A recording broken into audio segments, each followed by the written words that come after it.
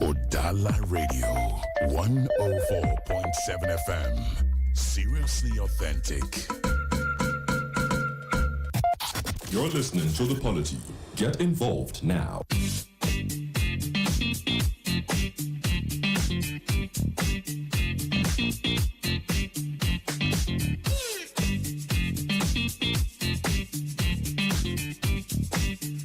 All right, welcome back to the program. You are listening to The Polity on Udala Radio 104.7 FM Onitsha. And this is a special edition of this very program because it's Nigeria's Democracy Day of 2025. Of course, we are celebrating 25 years of uninterrupted democracy.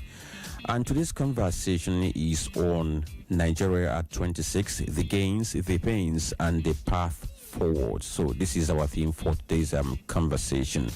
And we began with looking at the foundation and what we've achieved, so that once we'll be able to establish this very foundation, of course, we can now, move to other levels and talk about the challenges and then what we can do to make it better, because the essence of this very program is to provide solutions to the floundering democracy. My name is Franklin and Ebuka, and you have heard from Dr. Olisa Mbeki, and at the same time, you heard from Sir Ojukwu Obakasi. Now, we're going to go to the representative of the civil society so that we also get his view about how far we have come on this very democracy, and if there are milestones we have recorded. Gabo, if we look at it, of course, we'll say so let's get to Mr. Alfonso Sunwe, who is a researcher who has worked with development practitioners for quite a while now. What milestones can we highlight, or can you highlight, in terms of civil liberties, citizen engagement, governance delivery, and human rights? Because we know that these are some of the fundamental principles of democracy. Okay. Thank you very much, the moderator. Actually, when we are talking about democracy, let us look at the concept. Fundamentally, democracy, as popularly stated, is government of the people, by the people, and for the people. And in the concept of the tall American president, Thomas Jefferson, he was of the opinion that in the practice of democracy, the majority should have their way, while the interest of the minority will be accommodated. But in our own context, we have reverse is the case. In Nigerian context, democracy now belongs to the minority. The minority dictates who should be what, then against the majority. You see, who are the minority? The minority are the masses. The people ought to dictate who should govern them according to the concept of democracy, which is a government of the people, by the people, and for the people. Then Thomas Jefferson, as I said earlier, the third American president, the concept of the governed in a book he wrote, that is the foundation of American democracy. His opinion that the masses should be the majority that should elect who should be there. But in our own case, reverse is the case. Why? Because we have elite-driven democracy.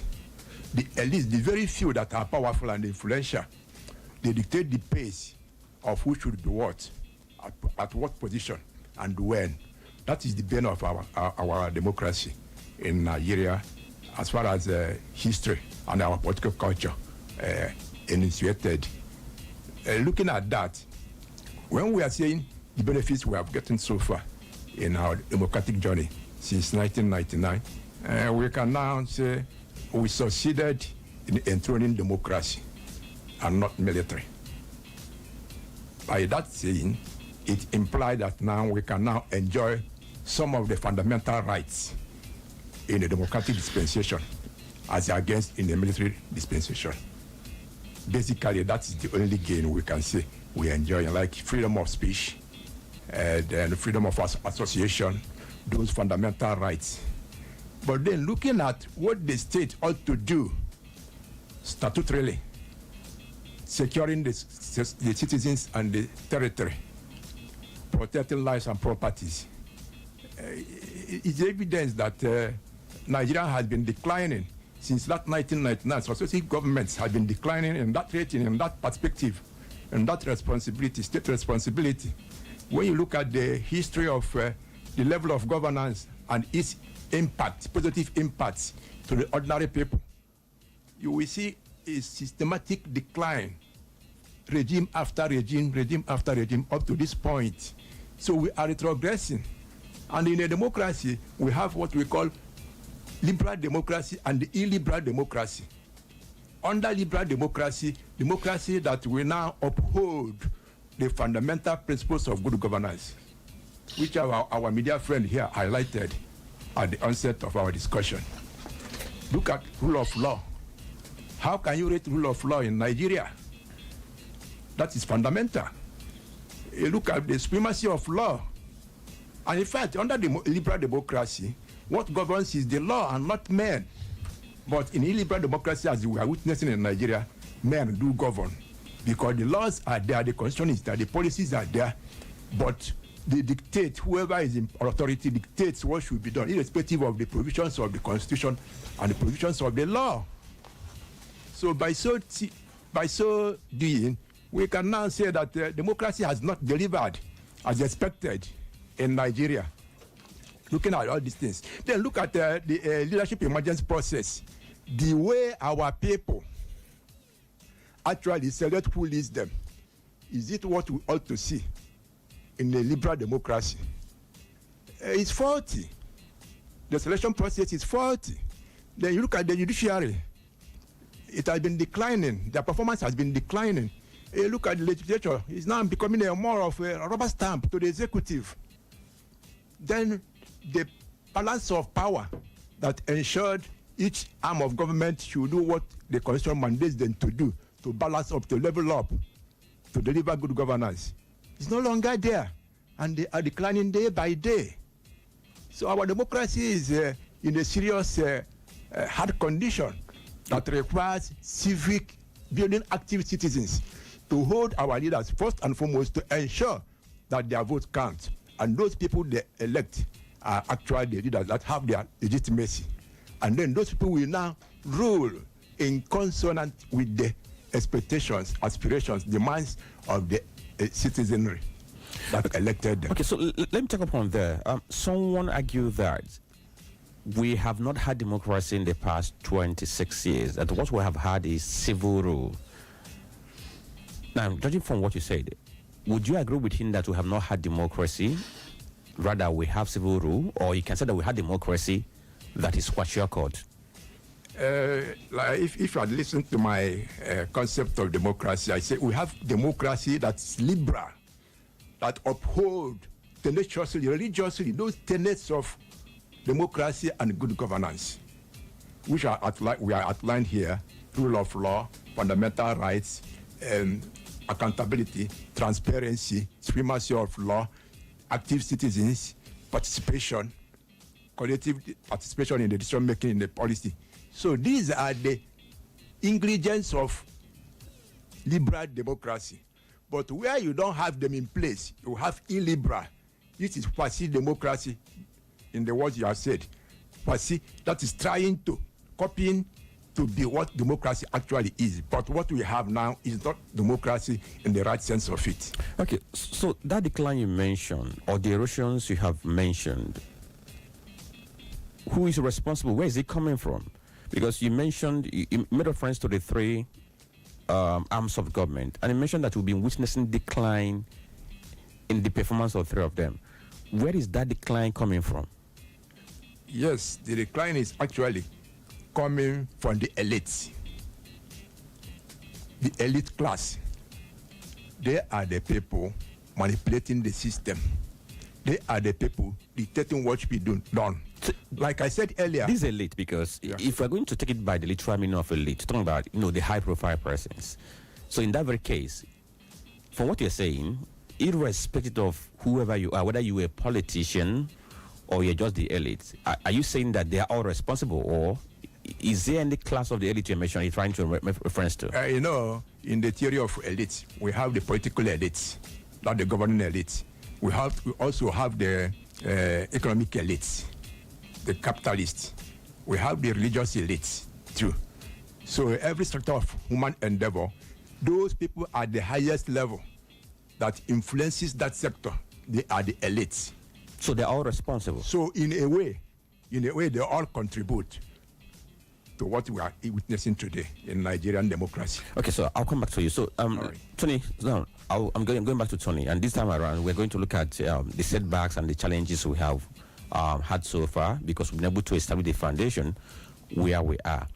The challenges are our realities and frailties, which we need to confront. And if we want to be sincere to ourselves, we have to talk about them the way they are without mincing words.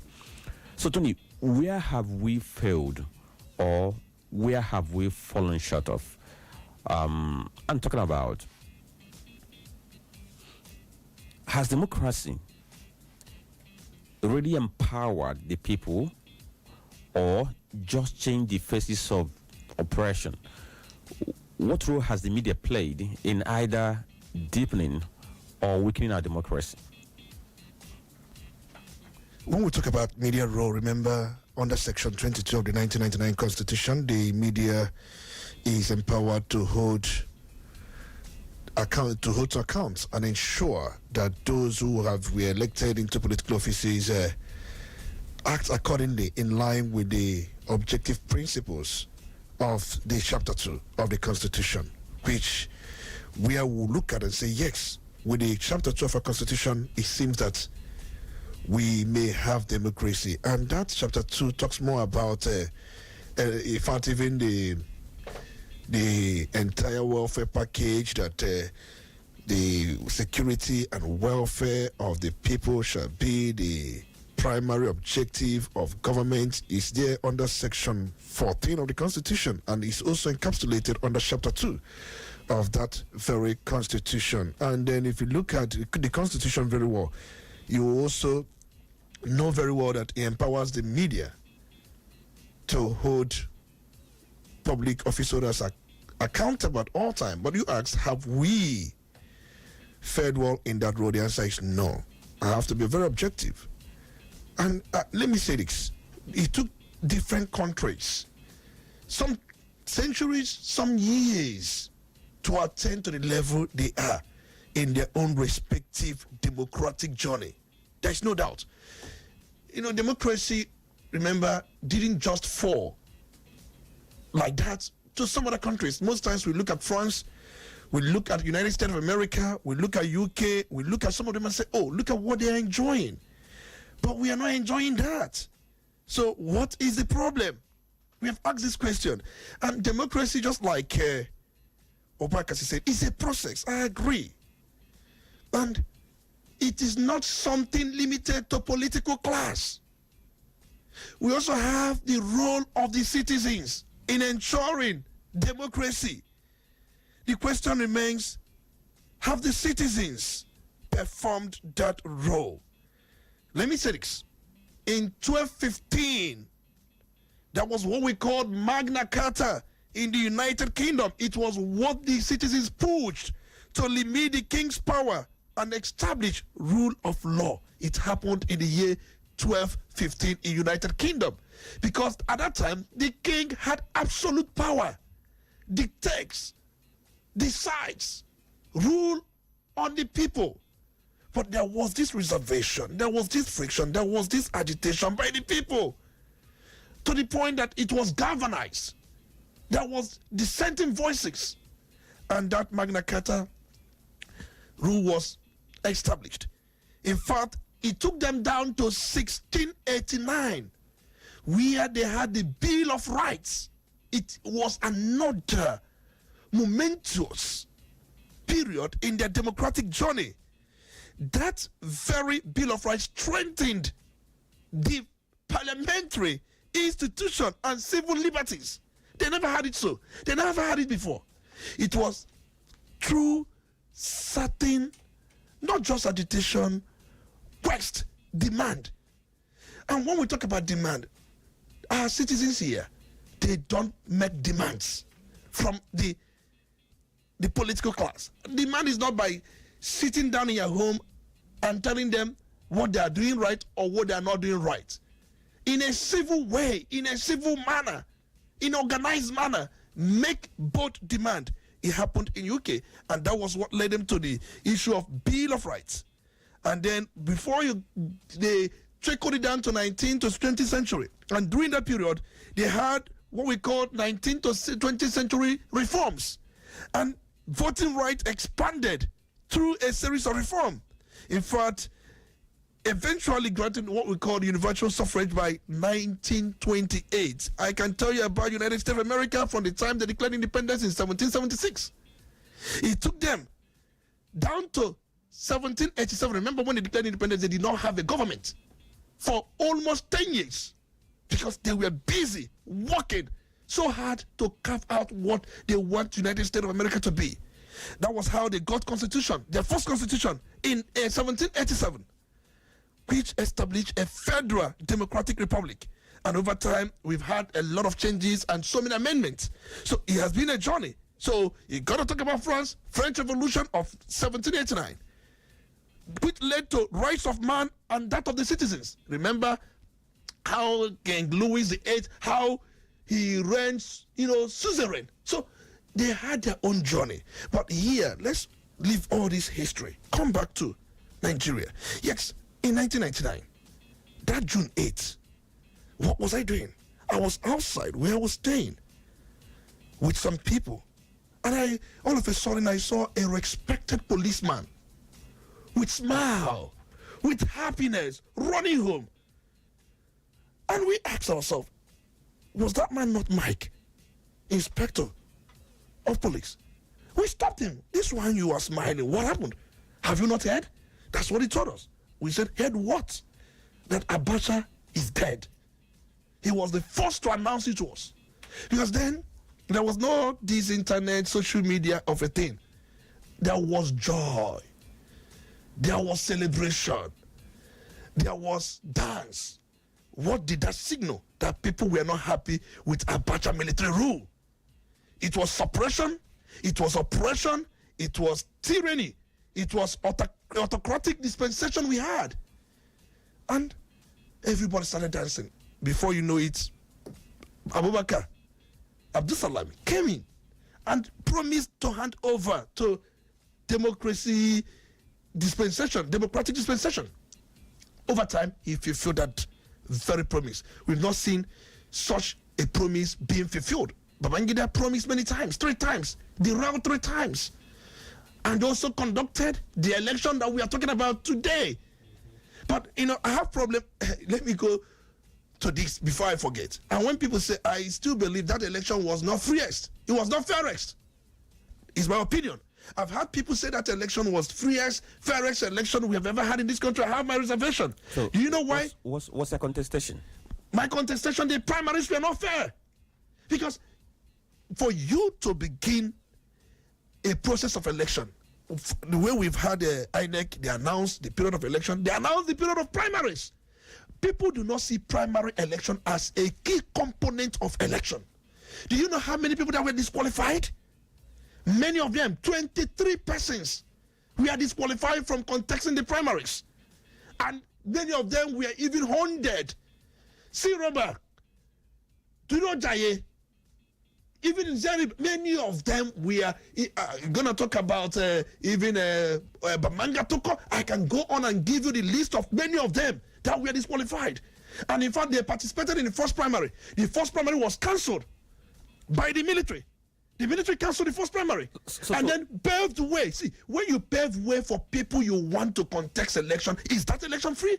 It is not free. So Tony, so it appears you are agreeing with a submission made by someone I met in Oka, that should be 2 days ago. He said, since 1999, Nigeria has not had democracy, that we have never had an election. In fact, it depends on the context. It depends on the context. The process of any election begins with the selection process, which starts with the primaries. Just like that is the role of media. Media, people, once people make something to be more like a national anthem, media follow in that suit. It shouldn't be the role of media. The media should tell the people that thing they are not seeing, that thing that is hidden, the other aspect they are not looking towards. That should be the role of media. And I tell you, sometimes media seems to have joined the bandwagon effect, and it is not helping matter. So the point remains that, just like I said earlier on, we have not had that freex, fairx, but I know they judge it based on subsequent elections. They now try to compare that of 1993 June 12 with other elections, and I'm saying that election started on a wrong footing. The primaries were mad with irregularities, disqualifying people by just a decree, not courts. Sometimes, in fact, the NEC itself, the National Electoral Commission, was not even independent. They were mandated to disqualify those people. Umpire does not disqualify aspirant. The only very organ of government that disqualifies aspirant remains the courts, where the same person who is to be disqualified will be given fair hearing. Right. The rules will be looked into, and it will be well and properly and justly applied. Where you have that making such disqualification in the election. I could have gone on from there. I'll take it from there because we have a commercial to attend to. Stay with us. We'll be right back.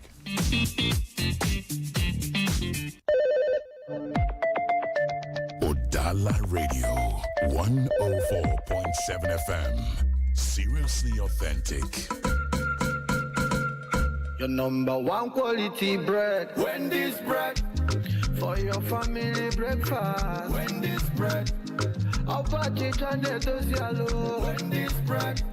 Mama, papa, they like Wendy's bread. Number one chicken and Wendy's bread. Even children, they like Wendy's bread. Wendy's bread. Number one in town. Wendy's bread. You get it better, tasty, we go sweet your belly. Wendy's bread. Wendy's your bachichoma. Wendy's bread. Number one, the champion. Wendy's bread, your number one tasty bread. You can contact us on our official address, Second Business Park, Enugu Road, GRA, beside Onitsha, Anambra State. We also have another branch at St. Michael Plaza, Atani Road. Also contact us on 070-1149-1571. Wendy's bread, your number one tasty bread. Wendy's bread. You're listening to The Polity. Get involved now.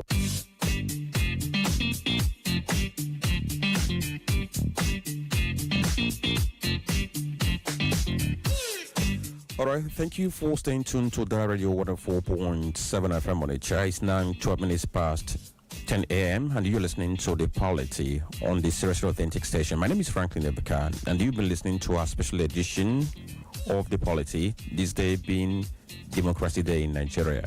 And we have a panel of discussants who have been responding to questions. You just listened to Dr. Olisa Mbeki. And we also have Alfonso Suwoye, a researcher and development practitioner who has over 20 years of experience in civil society, having worked with local and international development partners. We also have Sir Ojuhu Obakase Osyomanam. He's the ABGA Assistant National Public Secretary, Southeast, and Chairman, Anambra State Golf Federation. They are the ones we have in the studio who have been responding to questions. Like I told you that we're going to bring you other things that we are packaged for you. We have some other interviews we're going to play later, and then we are going to bring in one more person for this very conversation. Let me get to you, Basi, because we're talking about the setbacks, and I want us to highlight because you said we have made progress, but for now, let's identify the setbacks. Let's identify those challenges we have recorded in our democratic life. Don't forget that in total, we have had 32 years of democracy, but 26 years of uninterrupted democracy since 1999. So what are those setbacks you would like to identify? Thank you very much. First of all, I want to take it from the trajectory of what my civil society friend said. You see, one thing about governance, democracy, and any form of association that has to do with human beings, you have to understand that there's no perfection in it. You have to understand again that you cannot be an outsider and be a judge of the person inside. So my take on this has always been, come inside, participate. This is participatory democracy. Okay? So you can't stay outside and be criticizing. See, I give you an example. Growing up, there this guy, a man actually, that's called Tyson Arin. Criticizing. Is one of the strongest critics that time in Nigeria. And you know what? General Babangida now gave him a People's Bank to manage. And before you know it, complain, different complaints from him at the end of the day. So if you start speaking grammar, speaking certain principles, giving theories and all that, it doesn't work that way. You see, we must know that we are dealing with human beings, and we must have our ups and downs. There is no perfect democracy anywhere in the world. Even right now in the U.S., we're talking about how Trump is muzzling democratic institutions. Okay? We're talking about a situation where Trump will use his presidential order. One day he comes up with one presidential order. The next day the court nullifies it and all that. You see, what we need, like I always say, is strong institutions. There must be strict and strong separation of power. Then coming to what you said about what are the setbacks. Setbacks. Come to think of it, I don't want to see it as setbacks. I want to see it as a progressing process.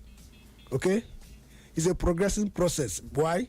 Because if you say it's a setback, for example, maybe we did electoral act, okay, electoral reforms and all that this year. Next year we are talking about beaver and all that. You understand?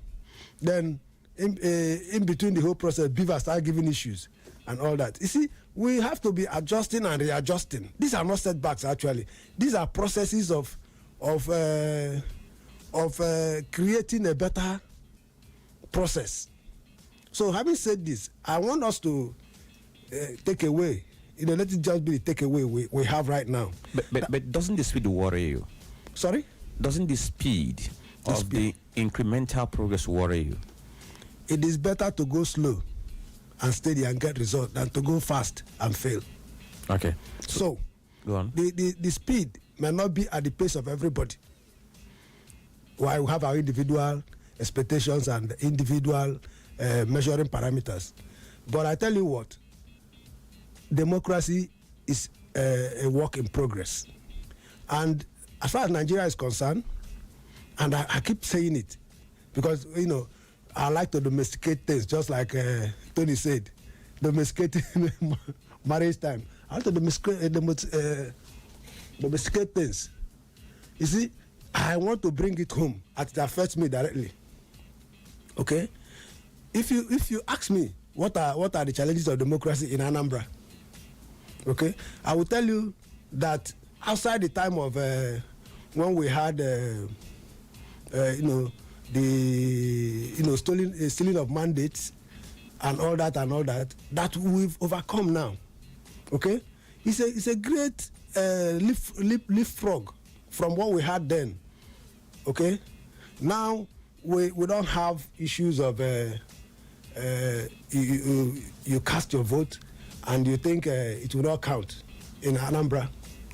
Okay, that's why if you see, okay, this thing has been lifted for campaigns now.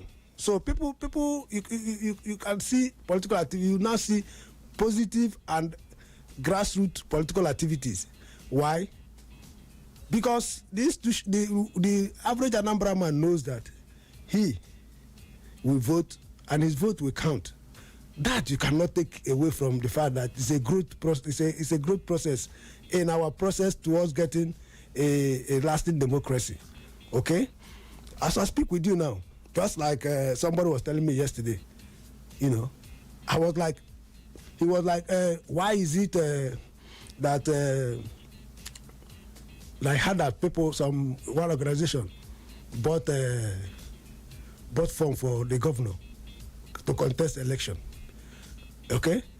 I don't know if you permit me to mention their name. Patriots, Anambra Patriots, bought form for the governor. It shows that there's organic and grassroots movement towards our elections now. Elections have gone beyond staying in Oka and writing it, or staying in Abuja and writing it. People now want to be involved. That's why I say I talked of inclusiveness. Come in and be part of the process. Don't even say it.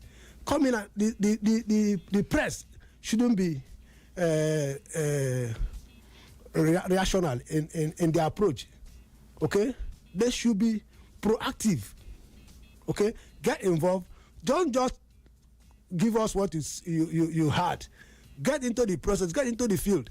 Be part of the process. All right. So I have to button now. There is this very growing mistrust in politicians. In fact, if you come to any event or if you're among people and you say, I'm a politician, if care is not taken, or change the rules, it's not because the same person doesn't want to associate with you, but he doesn't trust you. You can say, or say, and telling you what is on the street. So what explains this very erosion of public confidence or trust in elected leaders and the political process? Good. It's our mindset as a people. You see, we see and we think political office is where you go and you shovel and shovel money into your pocket, and they believe that political office is just like an opportunity to put her in the commonwealth and take it. It's a wrong perception, and people are not just there are bad eggs in every segment of the society.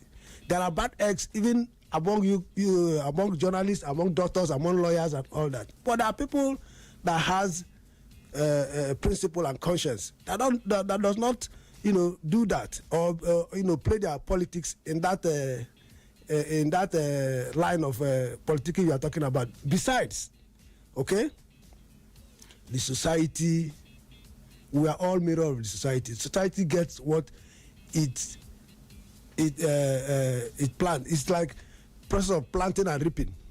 You see, the society is actually the political class is actually the mirror of the bigger and outer society. So are you saying that the caliber of politicians we have is the result of what we planted or the seed we sowed as a people? Yes. Why? Because if at the time, I remember growing up, when you drop something, rubbish on the ground, or when you throw away, leftover, somebody, or when you are urinating by the roadside, somebody, even a child of 12 years will come and say, why? That's when we had this war against indiscipline. The boy does not have a gun in his hand or whatever, but the perception and the kind of the leadership then create not effortlessly and naturally for people to be disciplined.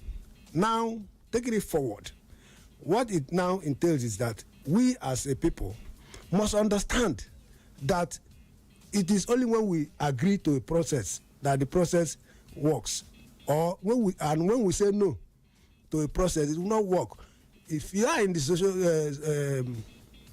civil society and you are only in your office giving out theories, giving out these things, and you are not getting involved, you must, if you keep doing one thing, you must be getting the same result.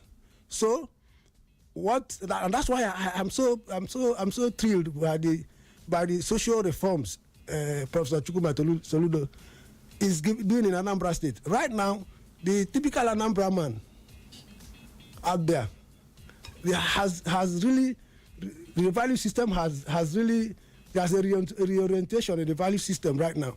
People are ready, willing to do the right thing. Why? Because he has gotten people directly involved. He has made it so to say that people can now say, yeah, this is own the government. People can say this is our government, and people want it to work. All right. So let me take the microphone to introduce another person. Like I told you that at a point in time we're going to bring in another person to this very conversation. So now we have Honorable Sir Tony Uchezekwalu, decode. He's the convener, Anambra Equity Movement, former whip of Anambra State House of Assembly. He's a former an engineer and a politician. I have to stress it. And when I say politician, you know, somebody who has had an experience in ABGA, in ADC, in help me to name them, APC, CPC. Well, you are free to add another one, maybe in the future. NTA. Okay. So good to have you. My pleasure. Okay, so I gave it from Ebuka, and it's about the question about politicians, because the issue now is the mistrust that people have in politicians and the mistrust we now have in the governance process. Yeah. That's why each time we discuss governance with some person, they will tell you, I'm already tired. So where is it coming from? Is it that you people have failed people on the other side? The common man. Thank you so very much, Frank Ebuka and Mr. Speaker and my colleagues in this parliament. It is my pleasure to be here. I'm so sorry being late here. We stopped in the filling station to buy fuel, and as we are trying to move, some group of men blocked up with a black vehicle, jumped out of the vehicle, opened the vehicle, pulled us out, opened the vehicle and collected the battery of the vehicle. And we're asking who are they? They said they are about people working for the government and things like that. They couldn't even give us number, or we don't know who they really are until they left. We now started asking questions. We can't chase them with legs. So I called the presenter to inform him that we now have to go and look for somebody to now rent battery to put in my vehicle to start coming back here, the vehicle that took me to this place. It was quite unfortunate. And that at this age we'll still be having such. Maybe that's part of the reason why people are having mistrust in government, in politicians and through politics and governance. Now, coming back straight into your question, yeah, the issue is in Nigeria why people seem to be not to be having so much trust and confidence in politics and politicians. And the reason why I stress it that I'm a politician, I made a serious stress on that. And that's why I'm also happy that Frank noted it and mentioned it. Stress is also. I say I'm a politician because being a politician to a very large extent should be, and actually is, one of the most important, if I may say, role in society after the clergy. It becomes the politicians. Because after God, power and authority, government is the next after God. And it's a very serious business for serious-minded people. But unfortunately, over the while, the churches and the Christians and other religious people demonized that process. They're saying that process is a dirty game. Only dirty people live it. And then they discourage people who are good, people who are competent, who have capacity and ability, who can synthesize to start with, because they think that it's a dirty game. And that's emanated from the fact, the way the colonial master played it here, because they came here to loot, to kill, to destroy. They are bandits. I mean, the British and those that came here, criminals from Britain, criminals from Europe, came here to now. That's a fact. There's no two ways about their criminals. They came here and they left behind some very sour taste in the psyche of our people.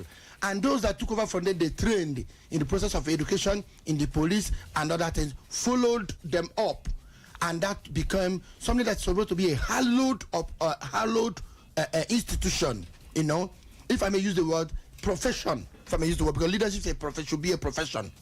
That's why they said that Caesar's wife should live above board. That's what politicians should be. Because before you be entrusted the mandate of a people to lead them, before people give you their life to control, you are supposed to be somebody with integrity, somebody who lives above board, somebody who preaches who lives what he preaches. That's what he's supposed to be. But Nigerian system has not been that. Why? Because after the colonial masters left, the first set of people that took over from them, some of them were better trained than people we have here today. They started well on a good note, but unfortunately, the British Secret Service and others utilized the military to destroy democracy in Nigeria in 1960 and 1967 that led to the Civil War. And after the war, the military came into power. They were not trained for leadership. They were trained to kill. They were trained to protect and to kill.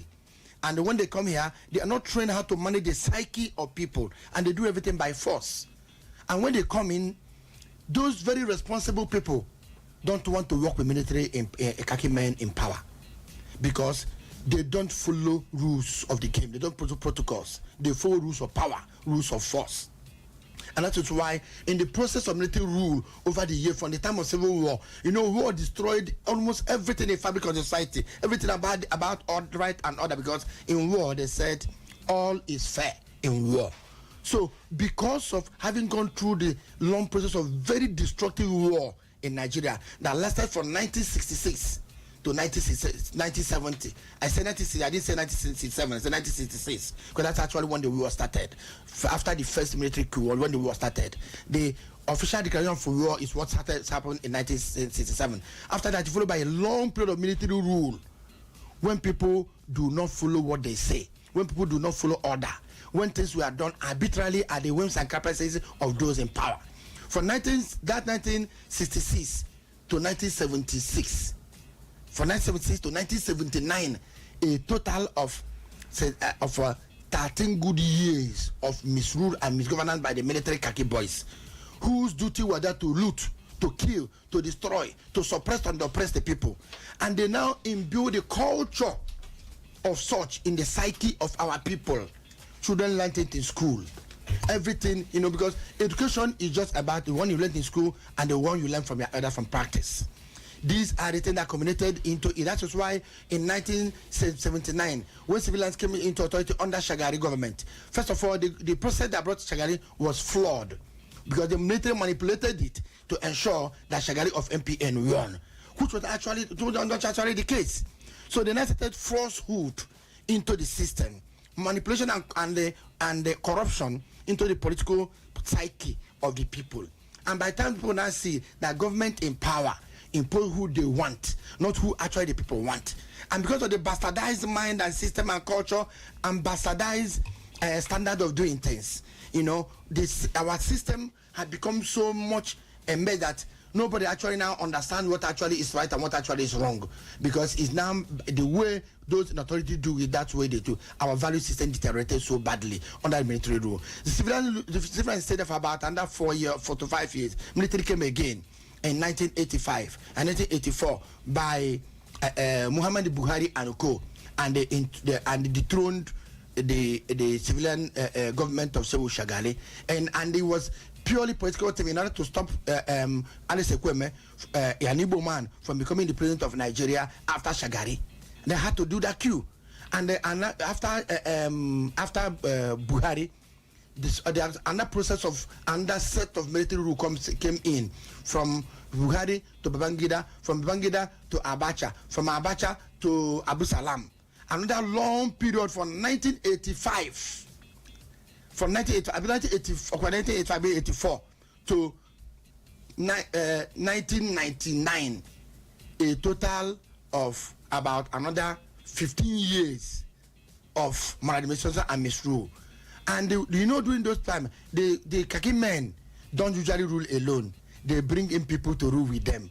They call politicians in government under the military. And those people they call politicians usually are also the OES men, not the men of integrity. And by the time democracy came back in 1999, it also came back by a military man under civilian clothes, that you don't see actual politicians, actual democracy taking root. That is why the psyche of the people have been so much bastardized by these processes. So let us not remove it from this process. That's why people most times say you don't want to be called a politician, because there are people who don't keep what they don't keep their words. They don't keep they are not trustworthy. But actually, elsewhere in the world, when things are actually practiced, when people look for who will lead them, they look for the best, people with credibility and integrity. That's why I tell you, anywhere, any day, I'm a politician, and I remain a politician. I'm a politician because I want to change a better society. That's why I'm a politician. All right. In conclusion of this, the actual institution is, yes, this have been, but I decided to take my background to it, so I will understand why what's happening is happening. By now, we have been in civilian rule for a very long time. We not call it a serious democracy, in a civilian rule, and that civilian rule now, people are recovering back. The issue of civilian doing things in the civil and civilian way has started coming back to our people. So gradually, our people start having faith in civilian administration. But it is when people in government and in authority stop deceiving people and stop also employing for using Abu and Akodo to attack politicians and do what is not right. All right. These are things that we should take away from, and that will make people have faith in government. By the time we get to talk about the solutions, because I just took note of what he said, because this is coming from conversation I had with somebody some days ago. The person said, he said that it's high time we look for politicians to take over governance, other than looking for technocrats. He said that, so we're going to come to that when we talk about solution. But let me now get to our sponsor, because now we are switching over to the way forward. I mean, the future we are looking up to. What is that very future we are hoping to see? So for you have engaged with different government at different levels, at different platforms. I want to, before I ask the question, let's take a snippet from what you have discovered so far about governance in Nigeria from those engagements you have had. Then with that, we can talk about what kind of reforms you should expect that we pursue if we are going to get our democracy on the right track. Okay. Yeah, thank you very much. That's a very fundamental question. Actually, the problem, as I said earlier, was elites. And that's a way to counter the elite conspiracy. First and foremost, elites do use religion and ethnicity to manipulate the masses and get to their own interest, sacrificing national interest. That they are conscious of their position. They are cohesive and they are conspiratory in what they are doing. Good thing, our journalist actually made reference to the evolution of European Renaissance, how they really emanated and then emancipated themselves from their ruling class. I believe also that democracy is a journey, is a process, it has no destination. In as much as it is, looking at our own journey so far, from 1999, I was able to establish that it has been retrogressing. It has been aping rather than growing, rather than evolving, rather than progressing, rather than improving. The records are there. As a scientist, I can make reference to National Bureau of Statistics. When you look at the indices of development, then you begin to really align with my position. From 1999 to this present time, Nigerian democracy, you look at the Human Development Index. What was it in 2020, down to the present time? You will see the continuous decline in that. That is a pointer that democracy is not actually working, is not progressing. Then you look at the literacy level, you look at the poverty level, the poverty index. These are the measures of development. So when you are saying that you are developing, it is a process. Are you progressing? Are you retrogressing? That is the fundamental question. So I said we are retrogressing. Then, coming to what our colleague from the political class mentioned, that it should not be too academic on the positions of how to get into the system. I've been involved since that 1999 through the memos, through the proposals, through the recommendations I do write to various governments. Even the present government, I was privileged to put up a memo when he called for what should be done, where the government should be looking at during their transition period. I made that submission through the then Commissioner for Economic Planning, Mark Okoye Jr.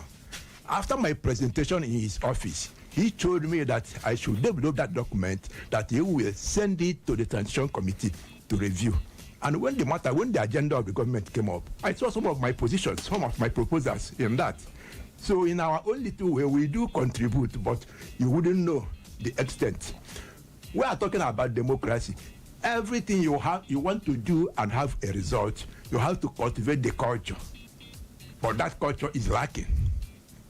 Because I knew the way we really engaged the previous administration in Anambra State, for them to conduct local government election those days, there's no way you can talk about democracy without democratizing the grassroots. The culture has to be there. People should know, like some of the things you are saying, how to engage the government. You have to teach the basic rudiments. People should know. You build their courage. You build their consciousness. You build them to know what to do and how to do it. Civic education, very fundamental. We have to start with that. We are talking about democracy, but look at our markets. Are they democratized? These are where the culture of democracy will evolve, so that people will begin to see, okay, since at my own minute level where I operate, let me contribute in making our society better. From there, you will graduate to the next level. From there, you will graduate. That's how, because you cannot give what you don't have. So you have to, from the basics, create the platforms. But I don't know if our markets, for instance, if they are democratized or they are appointed by the state government, their critical committee. These are the pointers to what we should do. Then another aspect is, this is a process, as we all agreed here. Looking at the theory of W.W. Rostro on modernization, you move from the stage 1 to the stage 2 to stage 3. But when you are at the stage 2 and you don't move to 3, rather you sweep down to stage 1, you are retrogressing. And that is what is happening in Nigerian democracy. Look at our electoral processes and the electoral history. At the election, we will make a mistake at this phase of election, hoping that we will improve. We made every necessary provisions, policies, frameworks that will help us to move to the better position. Then after the outcome of the election, we retrogressed. We step back again. It's 1 foot forward and 2 or 3 backwards. That does not help any society to evolve. So what I'm saying in earnest is the civil society should really begin to engage with the state actors, with the elites in all spheres, be it economic elite, be it political elite, be it religious elite. The citizens should begin to engage them at that level. And then during elections, they should also ensure that their vote should count.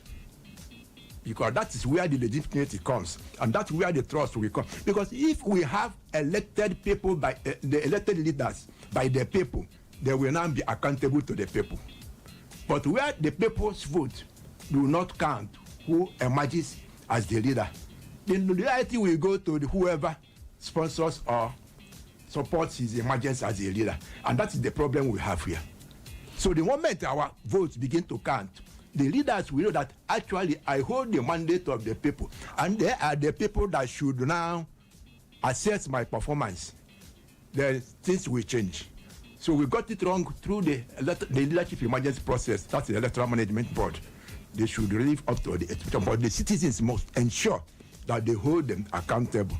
When we have that, now the era of these elites maneuvering the process, appointing somebody, giving somebody, then the person will now, loyalty will go to those people. Look at the last election in Nigeria, how it all evolved.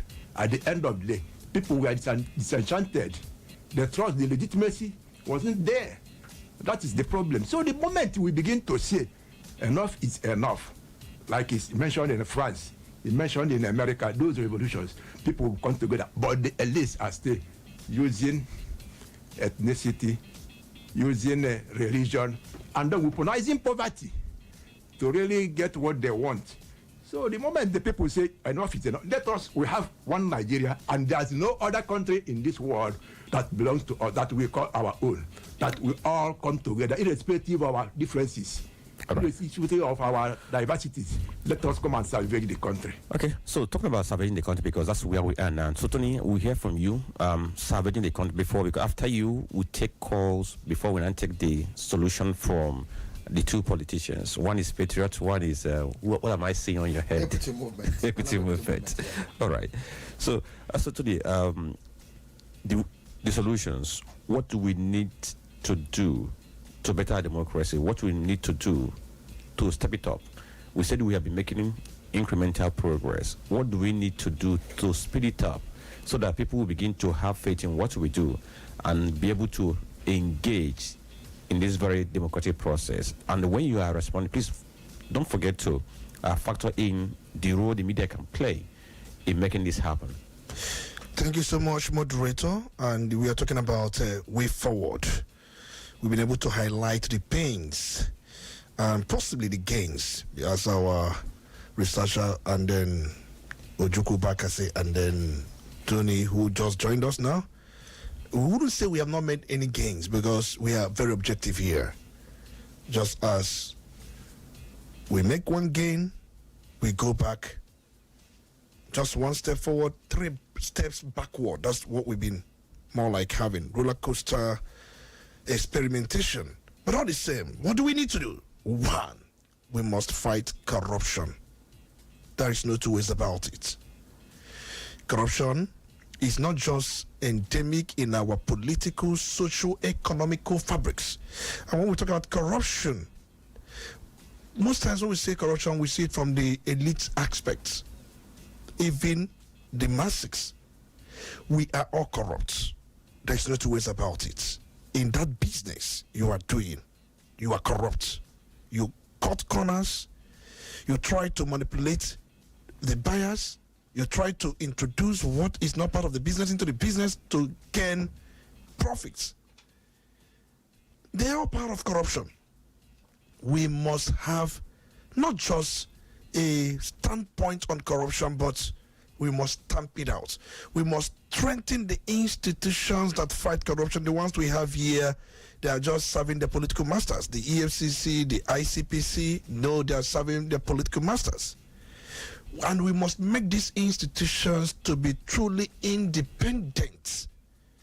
Situations where president can be invited for questioning. He may retain certain immunities because to avoid the destruction of governance, but he can be invited for questioning. And at the same time, at the state level, same happens, because once you ask the presidency or federal agencies to invite governor, it will be for political purpose. States do their own, federal do their own. I listened to Fasoranti where he advocated for us to go back to 1963 Constitution as part of the solutions. And if you look at that constitution, there are key features of 1963 constitution. One has to do with, we have a judiciary that is decentralized. During the 1963, many of us don't even know that states have their court, their high court and their appeal courts. Many don't even know that. But they have just one Supreme Court. The final appeal gets to the Supreme Court, but states have their own appeal court. Why can't we do something of such nature at this point? States control their police. That is one of the key features of 1963 Constitution. Can we go back to that 1963 Constitution? It's important we let people know some of these things. And at the same time, states have their own constitution, apart from having their premiers. As we speak today, I don't think any state has a constitution. They have their acts, the laws, the state acts and state laws. States have their own constitution. And the federal body majorly deals on defense, economy, currency, as we have said before now, and at the same time, anything that has to do with foreign affairs. You have the issue of health, education, security, well domiciled in the states. States take active responsibility of some of these key components of governance. So, to that extent, I would also advocate, even if we don't go back to 1963 Constitution in whole, we can get certain things out of there. Because if you look at certain provisions of 1963 Constitution, issue of sharing formula, the derivation formula, we have 50% of every mineral derived from a state is given to that state. So can we think of that? Because what we have, we don't even have a federal system to start with. We must start by what we live with. We call it Federal Republic of Nigeria, but it seems to be a kind of a unitary Republic of Nigeria. That's what it appears. We must start preaching what we write. If we say this is federal, it should be federal in every sense. So we are thinking of way forward. Corruption, just like I've said. Strengthen the institutions. We have weak institutions. And then get these institutions to work in such a way that it will not be suppressed by any power, be it executive, legislative, or judicial powers. So with this, and then civic engagement, people should participate. Stop being at home and complain. Participate in governance. It's a holistic thing. Most of us are not even better than the politicians we so despise. We're not better than them. So it is all about service to this nation. That idea you've got, you think will help this, bring it in many ways. And at the same time, we don't, because of, we have done, just like Wonsu said, religion has become an opium of the masses. Anything religion should be a private thing. We have spent billions sponsoring pilgrims to Jerusalem, to Mecca. Is that what we should be doing as a country? That's not the role of a government. We have not done so much to improve the welfare of the people. And government, that chapter 2 of the Constitution, shall be made justiciable. The part section C, subsection 6C of the Constitution should be delisted. And we need electoral amendment as a way forward. The vote must count and seem to have been counted. These are part of going way forward. Because with this, people will know that it is no more business as usual. So we must criminalize nepotism, crayonism, prebendalism. We must criminalize that. And meritocracy should be enthroned at highest level. Everything in this country by merit. So these are ways we can make, certain, intent of going forward. If we look at these things, bring them in together, codify them, it will be a way that this country will be something we all smile with. It's not hopeless, as many have really pounded. Some have said we are in a hopeless situation. Do we have hope? The answer is yes. Nobody will do it for you. Nobody's going to do it for us. We are the people that are going to do this work. Russians will not do it for us. Chinese, they will not do it for us. We are the people. If you want this country to work, it's going to work. All right, so it's going to work. We take it from there and give you the microphone. 0803-221-6973 or 0803-827-6694. You are listening to the special edition of the Polity on Udala Radio 104.7 FM. It's all about Nigeria democracy at 26. So you can get on board now. Please take 1 minute and make your contribution. It could be a comment. It can as well be a question. Whatever you wish to. The room is open for you. Hello, good morning. Hello, good morning. Good morning, everyone. Yes, good morning. Your name? My name is Ike. I'm calling from Awada.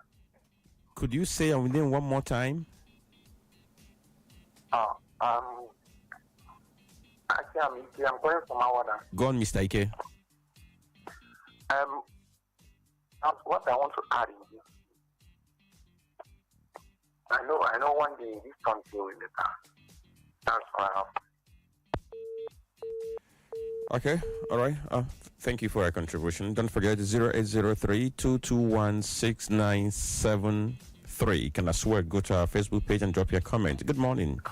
Hello. Hello, good morning. Yeah. I am Badmos Onoha. I'm calling from Niwe. Go on, Mr. Badmos.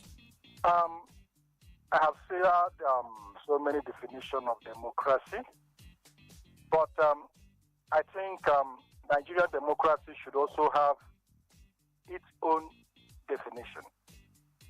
And I think Nigerian democracy should be defined. The last time I checked, the Nigerian democracy is a government in which the 1999 military constitution vested supreme power on the president and exercised by him directly or indirectly through a system of representation, usually involving periodically held elections in which the president derives power from constitution to influence or determine. This is exactly what we are practicing in this country.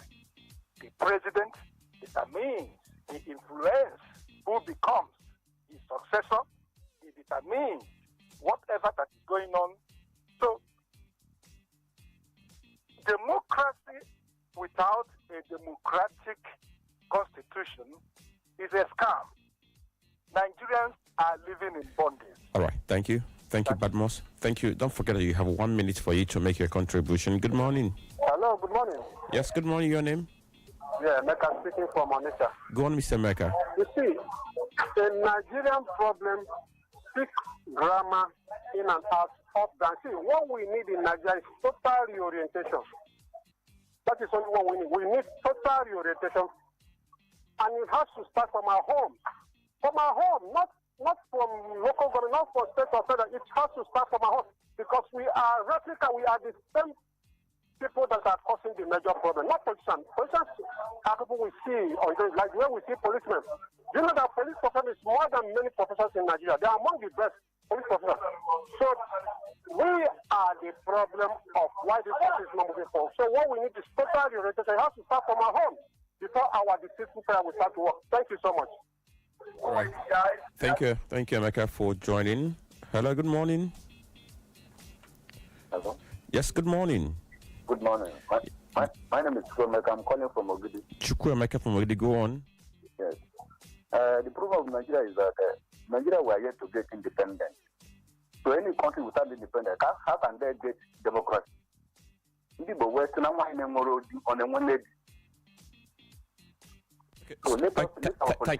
Can you expatiate? Our independence. Sorry. Can you expatiate your concept of not being independent? Yeah, for example, in 1998, Abacha died. Who can tell us what killed Abacha? If we are independent, we must know the root and the reason why Abacha died. Such death. Thank you. Okay. Open door, Onitsha. Yeah, and can't remember my second. God, this one I jump question. All right, so let's see who we have next on the phone. Hello, good morning. Okay, don't forget you can also go on our Facebook page and drop your comment. Good morning. Good morning. Yes, good morning. Your name? Chidi Chukuma, reaching you from God this morning. Good morning to the panel here, the gentleman in the studio, Dr. Olisa Mbeki. You're welcome. Yes, talking of democracy in Nigeria, I think we are not ready for it. And the reason is because of the poor foundation, the long colonial rules, because even after the colonialism, the vestige of colonialism still exists in Nigeria in the guise of neo-colonialism. And also that foundation from our indigenous people, people from the north and southwest have that monarchical system, which is absolute power. To the extent that they even criticize the political arrangement in the southeast, in Igbo land, who have that semblance of democracy. So democracy is in our blood vein here in Nigeria, but for the other side of Nigeria, they don't have the foundation of it. So coming up, it becomes a very difficult practice for them. And that is why it can never work in Nigeria, because the foundation they had is never democracy. To some people, it's pseudo-democracy. Some people will see it that there is no democracy at all in Nigeria. Some will see it as a shadow democracy. But some people, it is just a fascism or monarchical rule. Because now, it is a monarch and not a democracy at all. Absolute monarch. Before we have a monarchical system in Igbo land, but being a republican, or Hamweze in Igbo land, but for the other side of Nigeria, in the north and southwest, Ezemoha, not Hamweze. And they are the people in power, so they can never practice democracy. If you allow a real Igbo man to come up to the power, he will be democracy. Thank you. Because it's run in our DNA. Thank you for your opinion. Good morning. Chief Dr. Dame Tony Obonya. Good morning. You're welcome. Franklin and our guests in the studio. You are all welcome. Yes, yes, go on. I am Great Dame, Asia Patego, streaming live from Osimo. Democracy and Nigeria. Nigeria's good governance has defied all solutions. Way back since 1966 to date, it was from one problem preparing to another, and Nigeria cannot obey any agreement. One of the Tonys there who came late, he analyzed it. Okay, the problem of Nigeria is colonialism and neo-colonialism, and Nigeria being ruled in proxy by colonial masters and colonial rogues. Yes, the colonialists, they gave power to the people who were not Nigerians. Today, they are mesmerizing with Nigerian political system. Let me tell us, Nigeria can never ever get out of its doldrum because the foundation is well assiduously and erroneously founded. Nigeria can never enjoy democracy. Tell me, can a lion, a goat, a hyena, and a dog live in a cage and you talk about democracy? We continue to deceive ourselves. No country has ever progressed with a trade divergence or more divergent value system. It has never worked anywhere in the world. America tried it. Every state in America have its own law. Nigeria was enjoyed during the First Republic when we were practicing regional and parliamentary system of government. But this time around, the process here now can never go back to it because Nigeria has been handed over to the North. Nothing else suggested by any other region can thrive. Let me tell you, the North holds Nigeria and they will continue to hold Nigeria. Martin Nandekano has the solution to Nigeria. Thank you very much this morning. Thank you. Thank you for your contribution. Good morning. Hello. Hello, good morning. Wonderful morning to you, my speaker. Yes, good morning. You're welcome. Your name? Please, it's Ogada Gididia. What's your name? What's your name, please? Okay, the voice of Israel. I don't want to know. None of the one calling for Onitsha. Okay, go on, sir. Just go on. I appreciate you people. Huh? All right. You know, you people. I'm happy Democracy Day. So, my fellow Nigerians. And also to 7 FM. Udala Radio. Are you hearing me, sir? All right. Thank you for the wishes. Go on, sir. What you are practicing in Nigeria, I don't think it is a democracy or a democracy you are practicing here in Nigeria. Because it's supposed to be for government of the people and for the people. But these days, it seems that what you are practicing is the government of some people and for some people. You know, how can somebody that wants to contest for Nigerian to be a president of Nigeria, you still have to go and travel to England to go and do it. To go and do what in England? Let me tell you, my brother, we keep on suffering last, we are suffering now until we decide to call a spade a spade. In the sense that there was a time Nigeria was far better than China. Look at where China is right now. Then if you purchase something that is made in Taiwan, then Taiwan product was far better than China's product. But these days, China is one power now. What did they do? They decided to call a spade a spade. In the sense that if you are caught stealing some money, government money that were meant to develop the country and do some industries so as for them to employ their youth or employ their people, there is no way to face capital punishment. But here in Nigeria, if you stole millions of naira, billions of naira, if you decide to jump ship from one party to another, they will accommodate you. EFCC is ready, it's only for training Ayahu people, whereas the main people that are stealing our money are in various offices, receiving aid, and they accolade for some quotas. All right, Let me tell you, my brother. Thank you. Thank you. Thank you for your contribution. Please don't forget that you have 1 minute for you to make your contribution, and we are tracking your time. Good morning. Good morning to you, Franklin. Yes, good morning. You're welcome on board. Dr. Olisa Mbeki, good morning, please. You're welcome. It's good to have you. Yeah, good morning to the Quarter Tony. Yeah, good morning, there.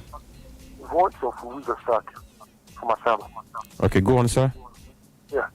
Okay, you see, Nigeria's democracy, we have been practicing democracy for the past 26 days, but, looking at the situation that we found ourselves in, we realize that we have been just like Fela Kuti said in India. So, there is a demonstration, that's what we've been practicing. Because when you look at the electoral process, there is nothing to write home about. Different region back to back as if it is a normal thing. You look at how people are being silenced. When journalists speak, they're being arrested, they're being persecuted, they're being, molested anyhow by these leaders. And not leaders anyways, rulers. Because when you make use of name leaders, it looks like it's talking about people that are leading you rightly.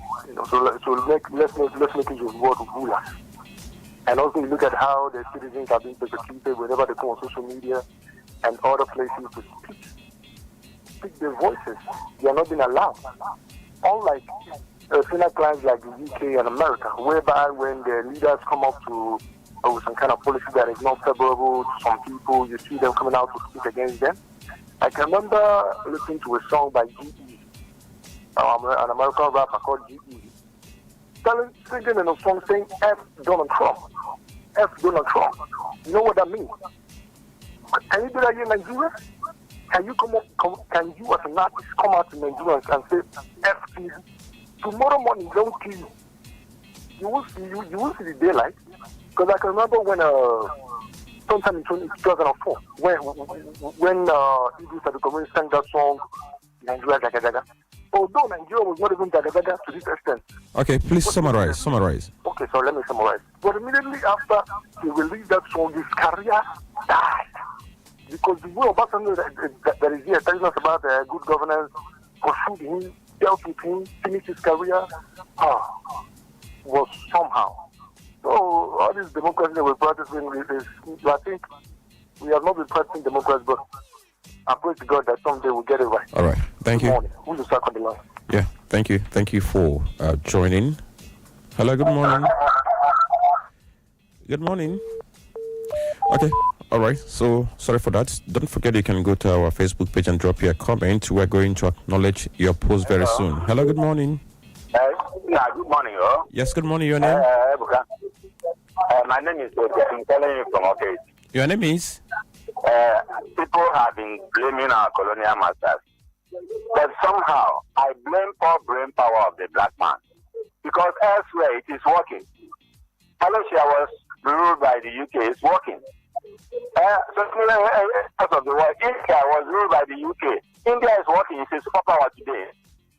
With our own system, we only copied bad things from the UK. Rigging, corruption, bribery, assassination, arson, all sorts of bad things. That's the only thing we copy. The British system is working. Why is ours not working? Poor brain power of the black man. It is the time now for the black man to wake up and go inside himself and come out with solutions. You remember how China fought their own international war for years. Today, China is a superpower because they went in and came out and designed their system the way it should be. They will continue to say colonial power. We have poor brain power in Africa. That's why it's not working. Thank you. Okay, thank you.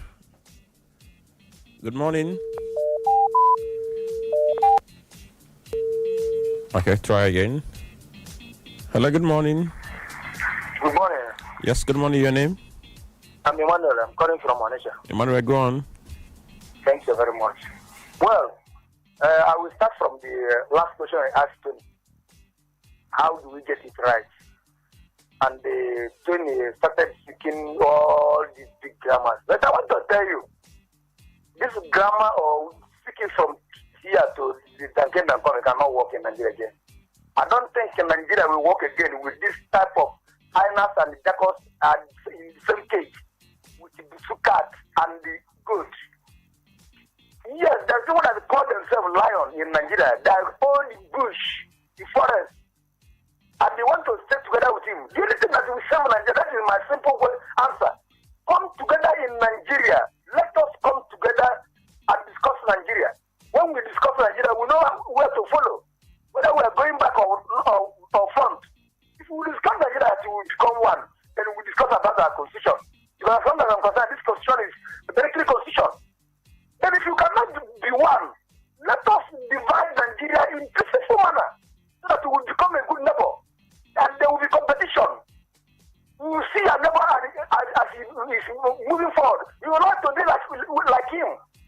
the only thing that is still there. But all these things, you see, now we don't have judiciary, we don't have lawmakers.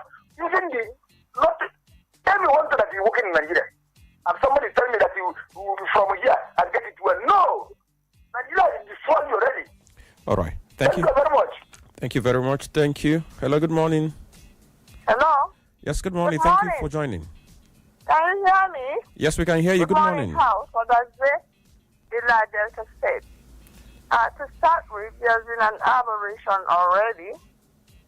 President should have spoken to us, the citizens of this country, rather than going to the House of Assembly.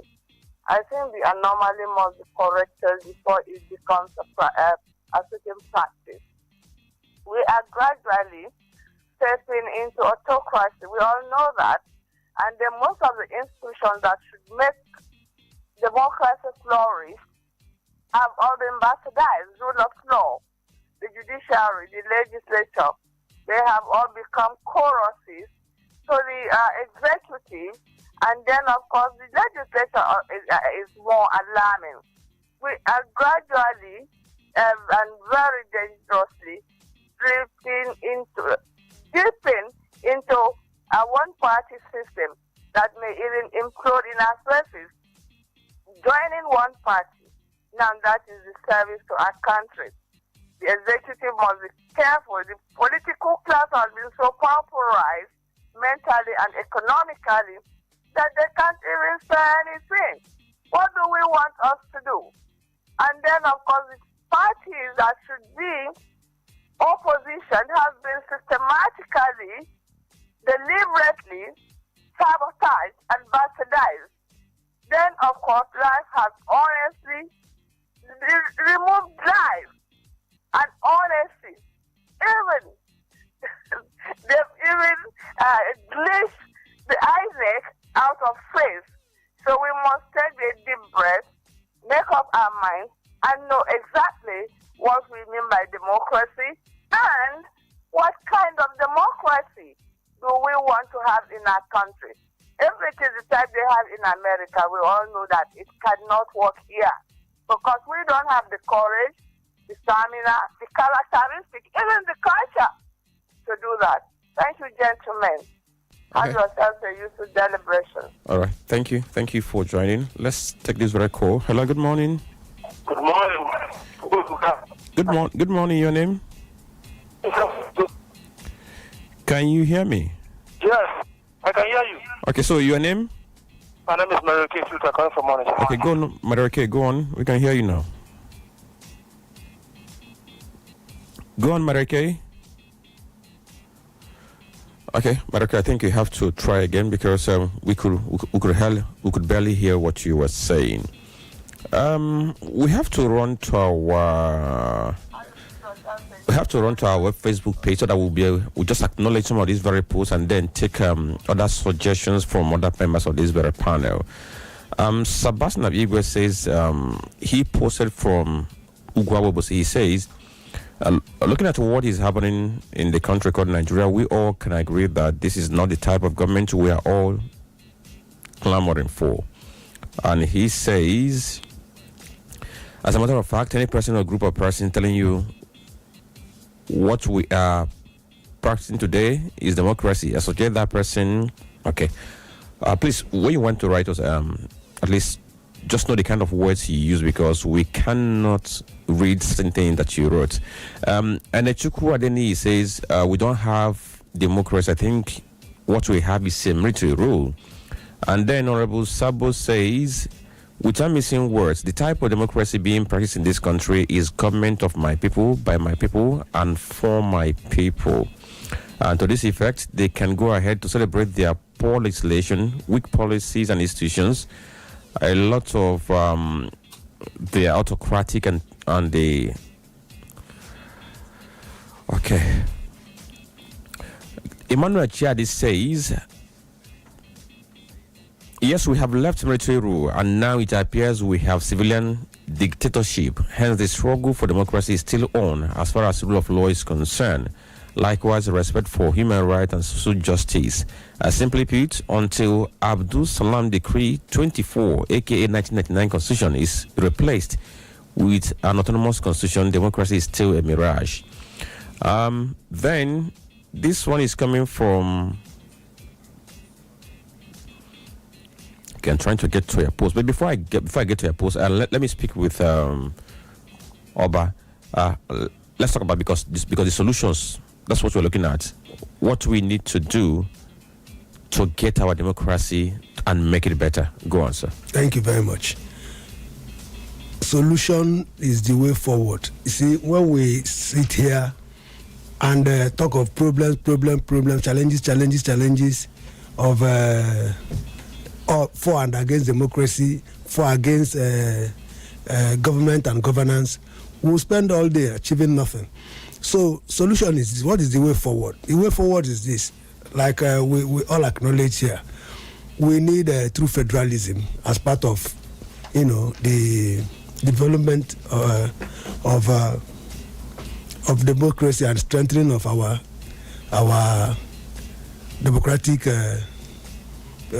institutions too. Coming to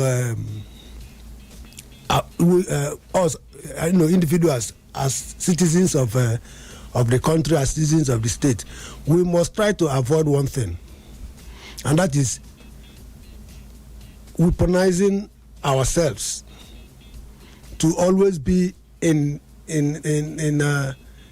criticism mindset about government and governance. For crying out loud, we are all part of the government. Government is for the people, by the people, and so if we are ready to do our own duty as citizens, we must know when and how to engage the government. We must know when to criticize. We must know when to encourage the government and the people in power. You see, for example, my friend Tony just came in here. We're talking about democracy and how to move the country forward. And before he knows it, he was talking about being stopped on the road, being harassed and all that. For me, what he is actually trying to say, or what he has succeeded in putting forward, is how things are not working. In his own mind, from his own perspective. Now, we've never heard from the state people. He said stopped him and maybe attacked him and all that. Having that kind of mindset going forward, it's not right. It's not right. You must not fight the system. You must not be against the system. You must not see yourself as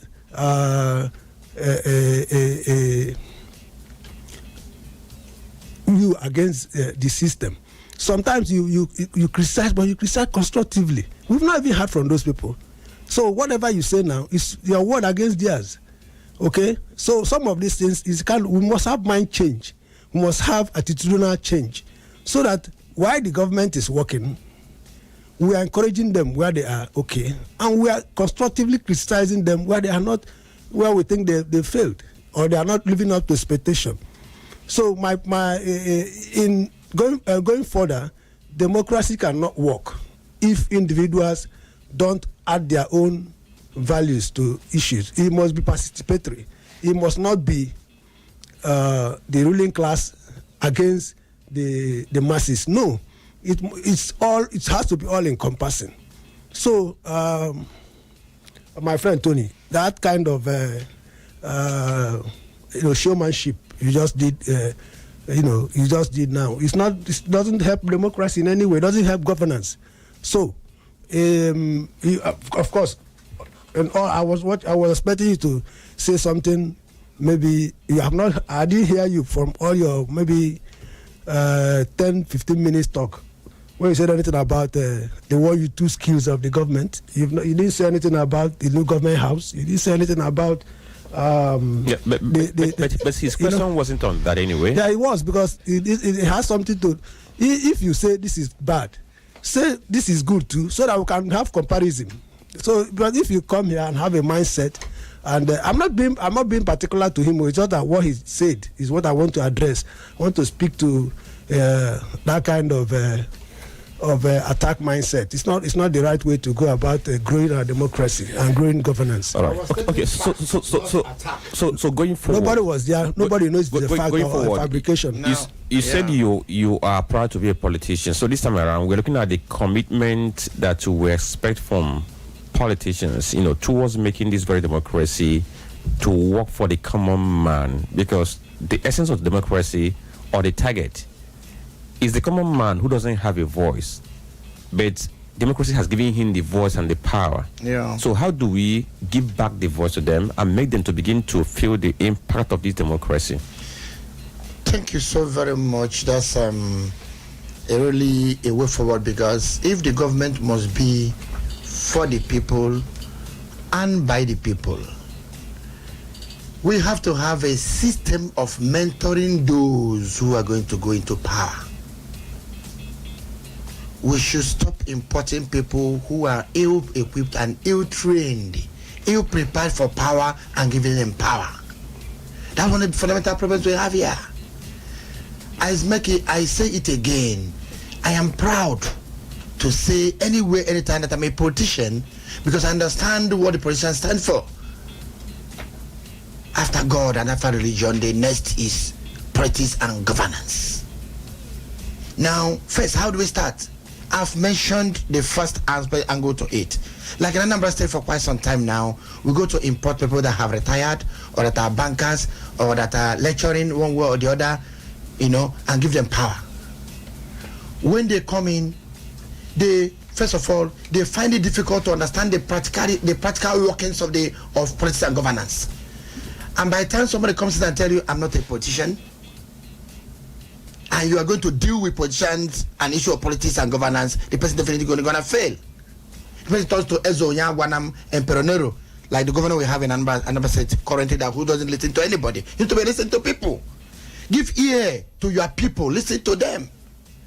What I talk about governance is to have to have a human feelings. You have to listen to the people, their feelings, their pains, and attend to it.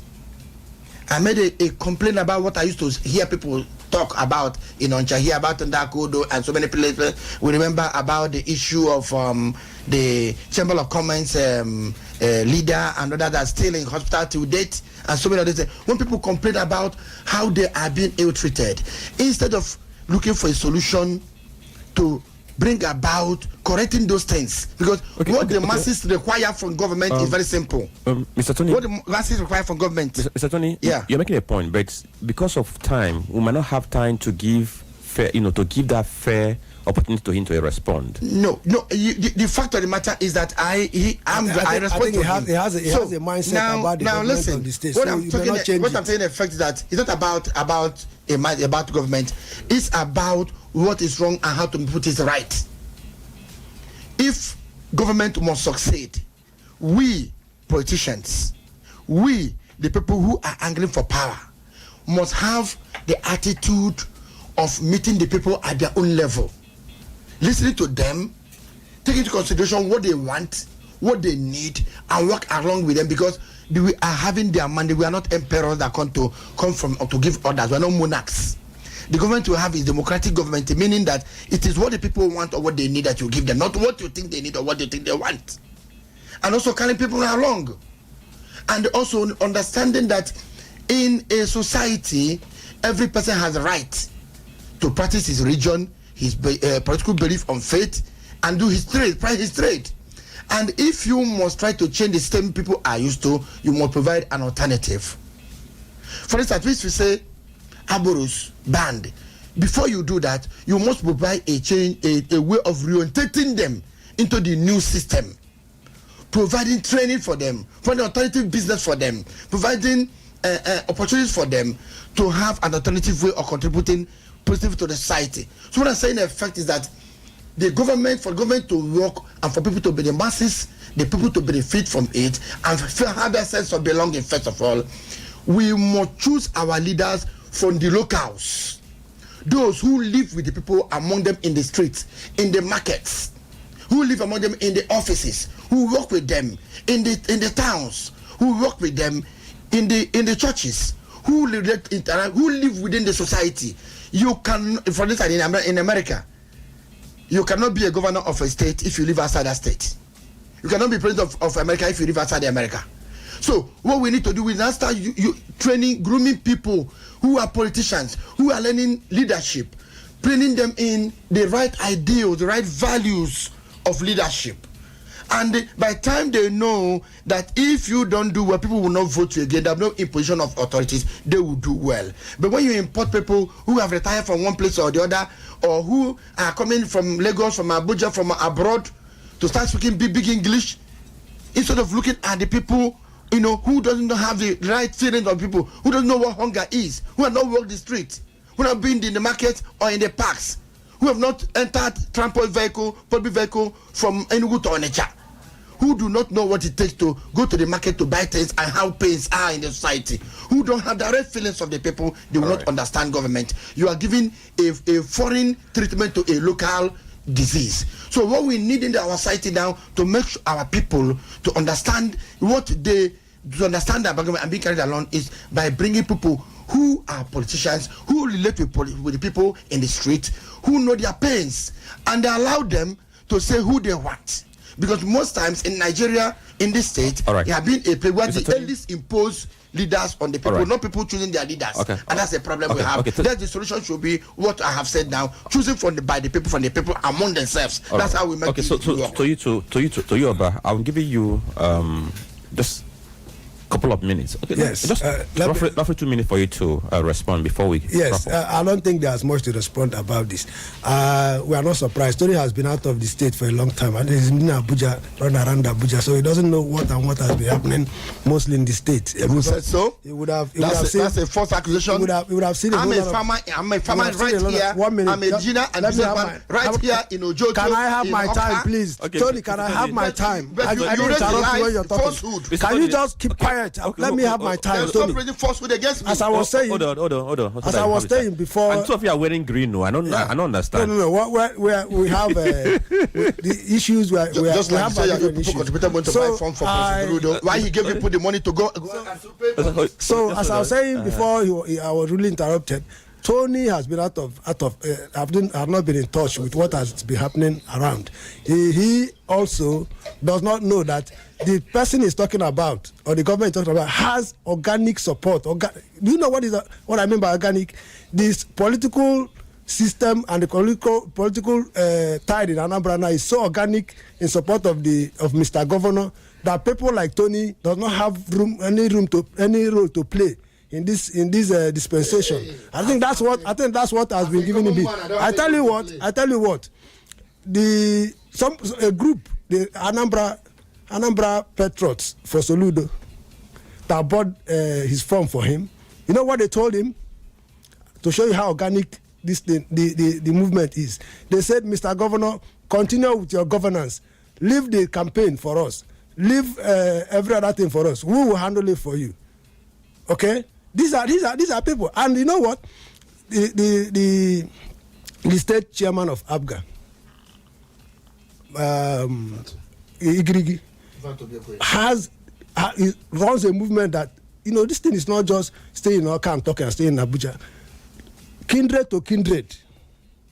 So the coming election is not about noise making. The coming election is about affirmation of the good work that Mr. Governor is doing. Right. You are the one that came here and brought issue of Ejikuga Code, Ejimeginka. We are discussing issues here. We are discussing issues here. So tackling ideas and all that. Before you came in with that. So at this point, I have to come in. I have to come in. Just hold on, Tony. So Mbeki, if we did not have this thing we had now, I would have told you that we brought fake politicians, just like the way they brought fake clerics then. so we have the real ones here. So let's talk about, where do you see Nigeria in 2030? Just in one sentence, Tony. Where do I see Nigeria in 2030? This is 2025. And then we have just 5 years away. And you ask me, where do I see Nigeria in 2030? Definitely where Nigeria is. I don't know. Where Nigeria is? That is because I'm being realistic. Where do I see Nigeria in 2030? Probably where we are, unless we make those changes. Mr. President has promised reforms. politically, socially, economically. If he goes on with the reforms, we'll be better off in 2030. All right, so let me go to Mr. Alphonsus. Where you see Nigeria in 2030? I'm seeing a promised Nigeria in 2030. Nigeria will come out of the woods because the hardship is really gotten across. It doesn't know ethnic boundaries or religious boundaries. So everybody is feeling the heat. So everybody will come out and salvage our country. So now in the woods, what is going to happen? Sorry? Join Nigeria in the woods. What is going to happen? Well, we have to strategize. We change the system. Okay. So let me hear from Tony Uche. Well, in 2030, looking toward 2030, the 2027 presidential election, general election, will change so many things in Nigeria. That's what will determine the direction we're going to go. And then I see a restructured Nigeria towards 2030. It's restructured Nigeria by choice or by force. And I see, and in all, I see a better Nigeria because we have gone almost to the worst, to the bottom, and now we are coming up. So now I don't think there can be a worse situation that we have gone through than where we have now. So Nigeria, every Nigerian is now poised and determined to have it good, to have it better. All right. And that is why we are also working to have and take a number to the center. So when Nigeria is being discussed in 2013, Anambra will be part of the people inside that will discuss Nigeria. I told you came here with a mindset. I told you came here with a mindset. We were discussing issues and ideas before he came in. And you can see the result. But, take next level for Nigeria, okay? I think, and I've said it here in one of your programs, I said it can only be better. And, when it gets, I think this is the height of it. Going forward now, the situation and the polity will start cooling.